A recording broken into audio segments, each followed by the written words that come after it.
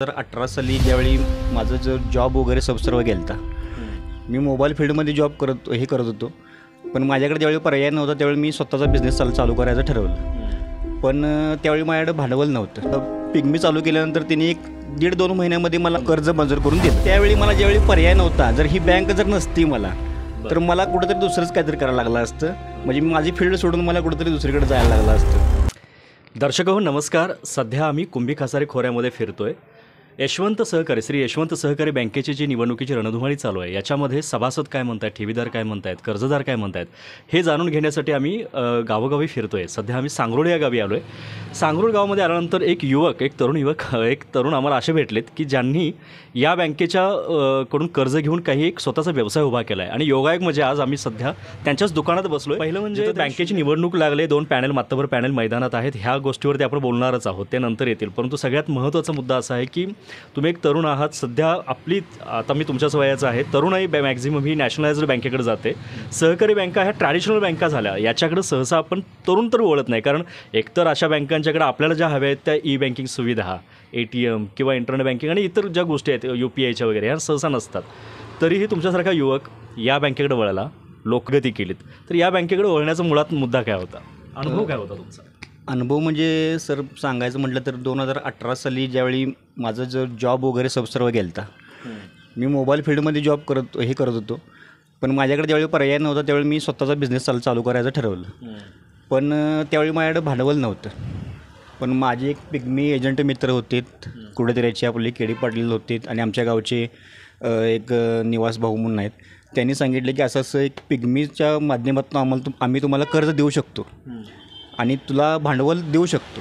तसं मी त्यांच्या पद्धतीनं वागत गेलो आणि त्यांना पिग्मी चालू केल्यानंतर त्यांनी 1.5-2 महिन्यामध्ये मला 70,000 रुपयाचं लोन कर्ज मंजूर करून दिलं. ते पण मला त्यांनी ते समोर तिथं बोललं की पिग्मीवर कुठलाही जामीन नाही, काही नाही. जामीन लागत नाही, काही नाही. ह्याच्यावरती फक्त पिग्मीवरती रोजची फक्त पिग्मी मला भरायची होती.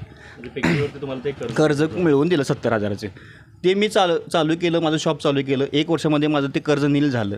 परत मी दुसऱ्या टर्मला मला ज्यावेळी जास्त काय करायची गरज लागणार नाही, नेक्स्ट टाईमला लगेच मला 1,00,000 रुपयाचं करून दिलं. असं 3 टर्म मला 1,00,000चं 1,50,000पर्यंत गेलं. आणि पिग्मीच्या माध्यमातून मला म्हणजे माझा धंदा आता सेटल झाला आहे सगळा.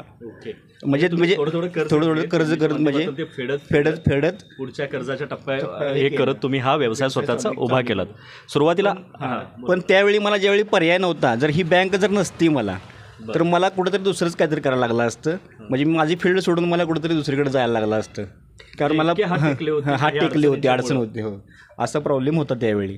साहजिक आहे. म्हणजे यामुळं या बँकेकडं तुम्ही वळलात आणि या बँकेबद्दलचा हा जो ओढा आहे किंवा सकारात्मक विचार आहे हा निर्माण झाला, मान्य आहे. आणि सगळ्यात महत्त्वाचं तेच असतं, म्हणजे अतिशय अडीअडचणीला ज्यावेळी कोणी हात समोर येतो तो आपल्याला देवापेक्षा मोठा वाटत असतो. आणि कारण ती अडचणच तशी असते आणि आर्थिक अडचणी तर फार मोठ्या असतात. यातून तुम्ही इतकी मोठी झेप घेतलीत. महत्त्वाचा आता मुद्दा मी घेतो की सध्या इलेक्शन चालू आहे आणि त्याच्यासाठी आम्ही लोकांची मतं जाणून घेतो आहे.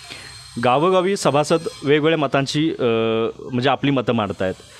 तुम्हाला काय वाटतं की इलेक्शनमध्ये आता 2 मातबर पॅनल उभे आहेत. दोन्ही पॅनलचे नेते प्रचारासाठी वेगवेगळे मुद्दे सांगतायत. विरोधक काही आरोप करतात सत्ताधाऱ्यांच्यावरती. सत्ताधारी म्हणतात की आम्ही फार चांगली चालवले. परंतु नेमकं तुम्हाला काय वाटतं? असं काय वाटत नाही सर. मला ज्यावेळी गरज होती लोकांची, त्यावेळी लोकांनी मला जी मदत केली त्यांच्याबद्दलच मी बोलू शकतो. ज्या लोकांना मला माझ्यासमोर ज्यावेळी मी ते होते त्यांनी मला जी मदत त्या आपुलकीनं सांगितलं की आम्ही करून देतो, हे करा, फक्त एवढं करा, करून देतो. त्या बाबतीत म्हणजे मला तर तेच योग्य वाटतील लोक. कारण आता जे तुमच्या कर्जमंजुरीच्या वेळेला जे आता सत्ताधारी मला अडचणीत लोकांनी बाहेर काढलं, त्या लोकांनाच मी म्हणजे हे करू शकतो, योग्य वाटतं मला. ऑफकोर्स साहजिक ही एकदम नॅचरल गोष्ट आहे की बाबा त्या अडचणीमध्ये ज्यांनी साथ दिली ते तुम्हाला अतिशय योग्य वाटणार. परंतु माझा मुद्दा तो नाही. माझा मुद्दा हा आहे की नेमका बँकेचा कारभार कसा चालला याच्याबद्दल तुम्हाला काय वाटतं? बँकेचा कारभार सर मी ज्यावेळी 2018ला केलं होतं त्यावेळी फक्त पिग्मीचा विषय होता. आता तर सर सर्व सुविधा चालू आहेत. आता नेट बँकिंग पण चालू केले, सर्व ATMचं सुविधा चालू केल्या, UPI त्यांनी चालू केलं. त्यांचा तर QR कोड पण माझ्याकडे आलेत. म्हणजे मला कुठे हे करायची गरज नाही. व्यवहार करायला QR कोड चालू आले, नेट बँकिंग चालू आले, सगळं चालू आले आता. त्यामुळे काही प्रॉब्लेम नाही मला आता त्याच्या गोष्टीमध्ये. या व्यवहारामुळे तुम्ही तेही खुश आहात.